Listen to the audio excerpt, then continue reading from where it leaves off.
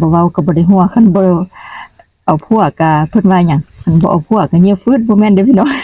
ขอโทษขออภัยที่ว่าเอาคำบ่สุภาพเอาคำหยาบคำสาเนาะแต่ว่ามื้อนี้ก็เว้ามักม่วนส่วนหัวไปเด้แล้วก็เบิ่งวิถีชีวิตของข้อยในแต่ละมื้อแต่ละวันเนาะเก็บผักหักนอกผักมีสีซ้อมนำให้นำนาก็บ่แม่นยองตัวเองบ่แม่นยองเจ้าของดอกว่าคันว่าไปแค่คำคนอื่นเว้าในนั้นเนาะก็คือจังว่าชีวิตประจำวันของใหญ่วิไลนี่แหละจ้ะคนเฮ็ดคลิปเนาะใช้เฮ็ดคลิปเด้มันก็ไปเสริมก็ต้องจับกองสบายดีพี่น้องเบิดทุกผู้ทุกคนมื้อนี้ก็อยู่กับช่องใหญ่วิไลมักม่วนเช่นเก่าเหมือนเดิม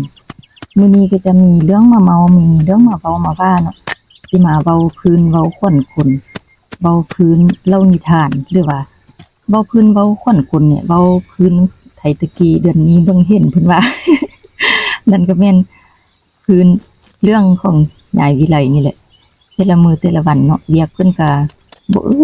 ดบ่อยากเรียกจากสิเวียกให้บ่จักว่าสิเวียกนาบ่จักว่าสิเวียกหัวเวียกส่วนบ่จักว่าสิเวียกม่วนเวียกซื่นเนาะเพิ่นมีม่วนมีซื่นซะก็ไปเพิ่นมีให้มีนามีม่วนมีส่วนเพิ่นเฮ็ดอยู่ซะก็ไปนำเพิ่นจังซี่นะพี่น้องก็บ่อึดบ่อยากหรอกว่าเวียกคนเฮานี่คันบ่ไปหาเวียกมันก็บ่มีเวียกเนาะเวียกบ่ไปหาคนนี่ไปหาเวียกอันว่าคนอยู่ซื่อๆมันก็สบายเนาะคันว่าคนไปหาเวียกมันก็เมื่อยแต่ว่าก็ได้ความสุขแล้วก็ได้ผลตอบแทนมาอย่างสะสมเลยพี่น้องเฮ้ยทุกมื้อทุกวันเนี่ยโอ้ยชีวิตว่านี่บ่ได้งึดบ่ได้แคร์ผู้ใดดอกเด้อที่ว่าคนจะว่าจะเว้าหาแนวนั้นแนวนี้เนาะอันถ้าว่าไปฟังคำคนเว้าก้าวขวัญนินทาหรือว่าคนเว้าพื้นเฮาเนาะมันก็จะบ่เป็นบ้านมันก็จะบ่เป็นเมืองมันก็จะอิดเมื่อยลาลอยแห้งพี่น้องแต่ว่าคือค่อยเนาะก็บ่แม่นยองตัวเองบ่แม่นยองเจ้าของดอกว่าคันว่าไปแค่คำคนอื่นเว้าในนั้นเนาะก็คือจังว่าชีวิตประจำวันของใหญ่วิไลนี่แหละจ้ะคนเฮ็ดคลิปเนาะใช้เฮ็ดคลิปเด้มันก็ไปเสริมก็ต้องจับกองเนาะจับกองก็บ่กองทันสมัยหยังดอกก็มีแต่ว่าโทรศัพท์มือถือเจ้าของนี่แล้วก็แต่ละมื้อเนาะก็จะถ่ายไปเฮ็ดหยังก็ถ่ายไปกินข้าวก็ถ่ายไปเสียหญ้าก็ถ่ายไปเนาะถ่ายคลิปไปจังซี่น่ะก็บ่แค่ดอกคำคนที่ว่าจะเว้าหาว่าแนวนั้นแนวนี้ว่าคิดแนวนั้นคิดแนวนี้ว่าโอ้ยไปแนวใดถ่ายแนวใดกินหูกินตาบางคนก็ว่าบ่อยากเข้ากองนำก็ยังใส่มาเซออยู่ก็อันนั้นก็ขอโทษขออภัยเนาะอันนั้นก็เรื่องของไผของเราเนาะพี่น้องอันถ้าว่าคนเฮามีแนวคิดจิตใจคือกันการผู้หั่งก็สิหั่งคือกันผู้ทุกข์มันก็สิทุกข์คือกันแม่นบ่พี่น้องว่าแต่ว่าค่อยนี่บ่คิดดอกเรื่องนั้นน่ะบ่คิดอิจฉาริษยาบังเบียดผู้ใดดอกแต่ว่าคิดหาแต่ว่าความสุขเจ้าของความสุขเจ้าตัวเองเนาะชีวิตเฮานี่บ่มีหยังหลายดอกมีเกิดแก่เจ็บแล้วก็ไปเท่านั้นเสียหญ้าแต่ละมื้อแต่ละวันเนาะอันว่าเล่นฮอแล้วก็พักผ่อนอันนี้แหละพี่น้องก็เบิ่งนี่หน้าที่เวียกหน้าที่การงานของข้อยนี่ก็ปะโธเสียหญ้าพักผ่อนแล้วก็โอ้มื้อนี้บ่มีหยังกินว่าซั่นไปเก็บผักหักนอกก่อนจังซี่นะก็ไปเก็บผักบางทีมันเป็นผักกะปิแล้วอันผักอันนี้มันจะแม่นผักหะหรือว่าผักไส้ขมกินขมนี่ดีนะพี่น้องเพิ่นว่าขี้เกียจมักขมขี้หลมมักเหล้าซั่นก็บ่แม่นดอกใหญ่อะไรก็มักทั้งสองอย่างเนี่ยมักทั้งขมมักทั้งเหล้า ทั้งขี้เกียจทั้งอัน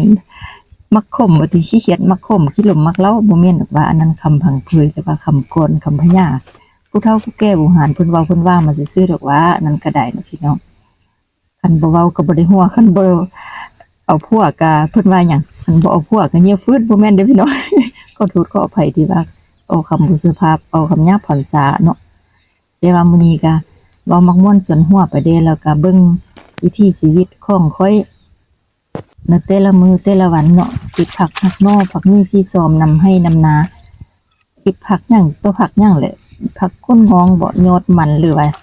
เอิ้นหยังยอดมะกะเละสังเกตเอาเบิดเก็บได้แล้วแล้วก็มาล้างน้ำจังซี่นะพี่น้องมาล้างน้ำตะบัวนำการประหยัดน้อยนึงเพราะว่าตุบให้ตุบหน้าก็อยู่ใกล้น้ำเด้พี่น้องล้างกันใจดีๆแล้วก็มาล้างสินะ ล้างแล้วก็เตรียมแล้วได้บัดนี้เตรียมวานดังปืนดังไฟก่อฟืนก่อไฟก็สิเฮ็ดแนวนี้วิถีชีวิตบ้านข้อยก็ใครเด้แต่ว่ามื้อนี้ก็เอาตะเคียงเนาะตะเคียงเพิ่นดังไฟนะข้างหม้อข้าง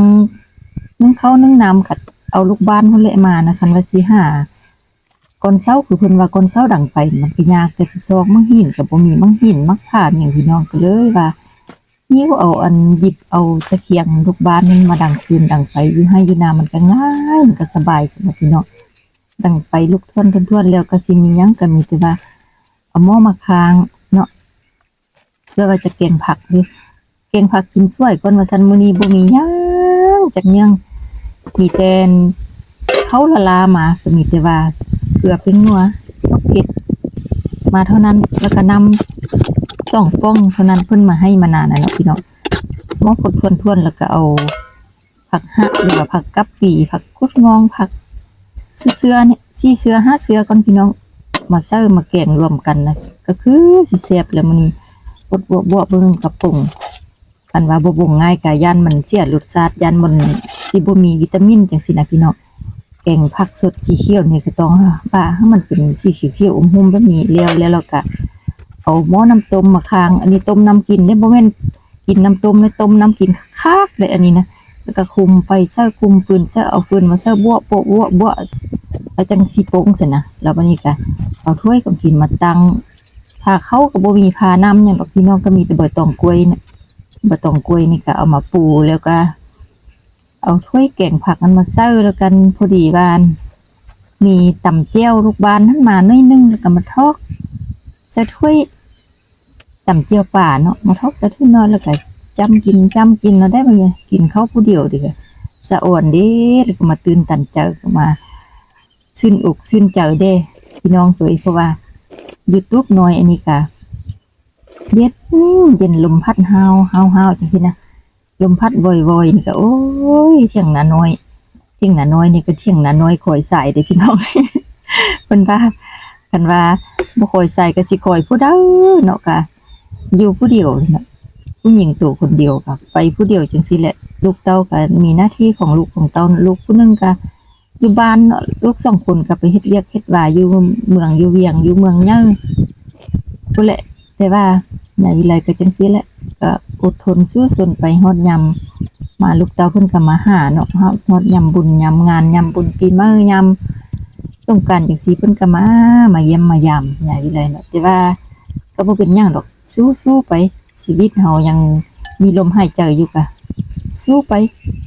อดทนขึ้นฮอดก็อดเอาคือเพิ่นว่าแหละอยู่ไกลก็ขึ้นฮอดก็อดเอาลูกก็ได้ฮอดยามมาเพิ่นก็มาเลยเนาะพี่น้องเฮ้ยเอ้ามาฮอดนี้ก็เว้าหลายใหญ่ห้างบ่เว้าเลยเนาะเว้าไปหลายมันยาวมันยืดปึ๊ดผู้ใหม่ความเว้าก็แฮงหลายก็จบคลิปนี้ลงคลิปนี้ไว้เพียงส่ำนี้พอกันมื้อหน้าคลิปหน้าสำหรับคลิปนี้ขอกล่าวคำว่าสบายดีบ๊ายบาย